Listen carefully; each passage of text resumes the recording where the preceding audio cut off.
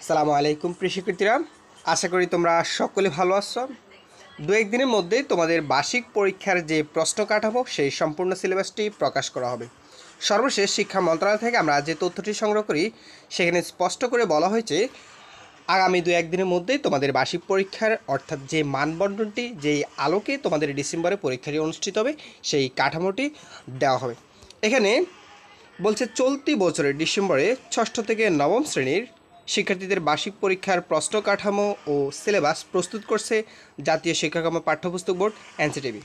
খসড়া প্রশ্ন কাঠামো ও সিলেবাসের মতামতের জন্য শিক্ষা মন্ত্রণালয়কে পাঠানো হয়েছে, অর্থাৎ সেটির কাজ সম্পূর্ণ শেষ, সেটা শিক্ষা মন্ত্রণালয়কে অলরেডি পাঠানো হয়েছে।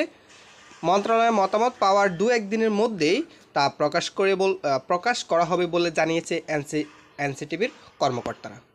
শিক্ষার্থীরা এখানে দেখো, তিনি আরও জানান যে এনসিটিবি চলতি বছরের বার্ষিক পরীক্ষার প্রশ্ন কাঠামো সিলেবাস প্রস্তুত করে ইতিমধ্যে শিক্ষা মন্ত্রণালয়ের মতামতের জন্য পাঠিয়েছে। সেই মতামত পেলে আশা করি দু একদিনের মধ্যেই সিলেবাস ও প্রশ্ন কাঠামো প্রকাশ করা হবে, অর্থাৎ তাদের অনুমতি পেলেই দু একদিনের মধ্যে তোমাদের পরীক্ষার যেই প্রশ্ন কাঠামোটি রয়েছে সেটা সরাসরি তোমাদেরকে দিয়ে দেওয়া হবে।